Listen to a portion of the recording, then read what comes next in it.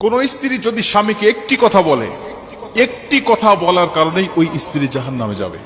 আমি আবারও বলছি, আল্লাহ রাসূল সাল্লাল্লাহু আলাইহি ওয়াসাল্লাম হাদিসের মধ্যে বলেন, বুখারী শরীফের হাদিস, ওই স্ত্রী যদি হয় নামাজি, ওই স্ত্রী যদি হয় আল্লাহওয়ালা, ওই স্ত্রী যদি হয় পাহাড় পরিমাণ সওয়াবের অধিকারী, কিন্তু স্বামীকে শুধু একটি কথা বলার কারণে আমার আল্লাহ ওই স্ত্রীকে জাহান্নামে দিবে। এই হাদিসটা পড়ে অনেকেই পেরেশান হয়ে যায়।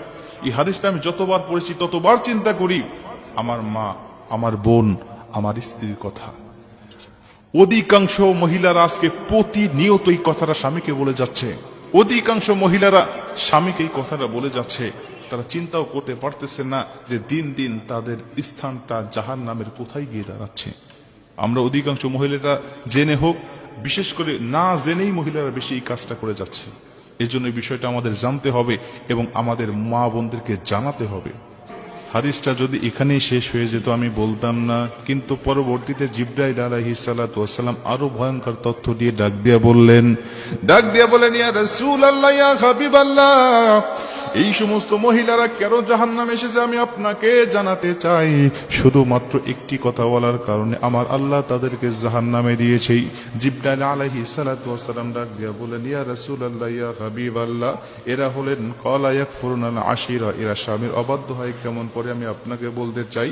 ওয়া ইয়াকফুরুনাল ইহসান, প্রত্যেকটা স্বামী, এদের স্বামী ছিল তাদের সাথে ইহসান করেছে, ভালোবেসেছে, প্রত্যেকটা সময় তাদের হকগুলো আদায় করেছে। কোনো কিছুর প্রয়োজন হলে স্বামীরা সেগুলো তাদেরকে দিয়েছে, বাজার করতে বললে বাজার করেছে, মার্কেট করতে বললে মার্কেট করেছে, যখন যেটার প্রয়োজন হবে স্ত্রী আবদার করার সঙ্গে সঙ্গে দিয়েছে।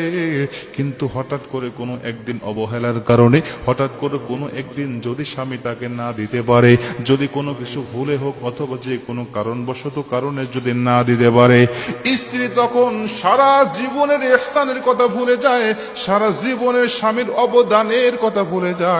তখন ডাক দিয়া বলেন, ক্বালাত মা রাআইতু মিনকা খায়রান কত, আমি তোমার কাছ থেকে কোনোদিন ভালো কিছু পেলাম না, আমি তোমার কাছ থেকে কোনোদিন উত্তম ব্যবহার পেলাম না, আমি তোমার কাছ থেকে কোনোদিন কোনো কিছু চেয়ে তোমার কাছ থেকে পেলাম না।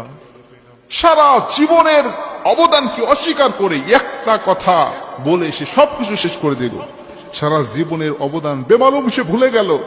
সে বলছে, আমি কোনোদিন তোমার কাছ থেকে ভালো কিছু পাই নাই, আমি কোনোদিন তোমার কাছে আমি ভালোবাসা পাই নাই, আমি কোনোদিন তোমার কাছ থেকে কোনো কিছু চেয়ে আমি পাই নাই, সবকিছু সে অস্বীকার করে বসলো।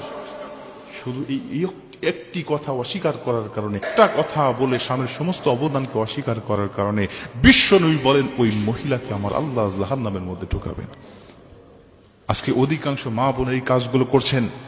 সামান্য একটু ভুল হলে, সামান্য একটু স্বামীর অবহেলা দেখতেই তারা বেমালুম সবকিছু ভুলে যায়।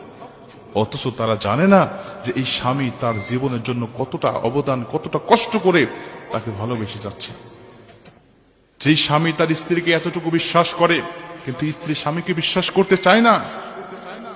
ফুটপাতে যাবেন, গুলিস্তানে যাবেন, ফুটপাতে আপনি জুতা কেনার জন্য যাবেন, সেখানে পুরুষের জুতা দিয়ে ভরপুর, মহিলাদের কোনো জুতা নাই।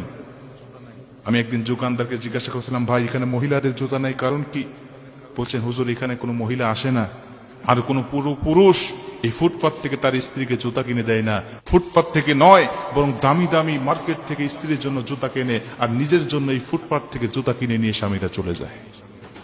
একটা স্বামী স্ত্রীকে অনেক অবদান আছে স্ত্রীর জন্য, এটা বেমালুম ভুলে গেলে চলবে না।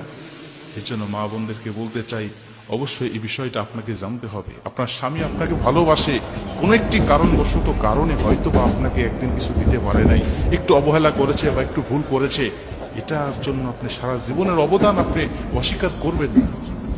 যদি করেন তাহলে রাসূল সাল্লাল্লাহু আলাইহি ওয়াসাল্লামের ভাষা অনুযায়ী আপনার ঠিকানা হবে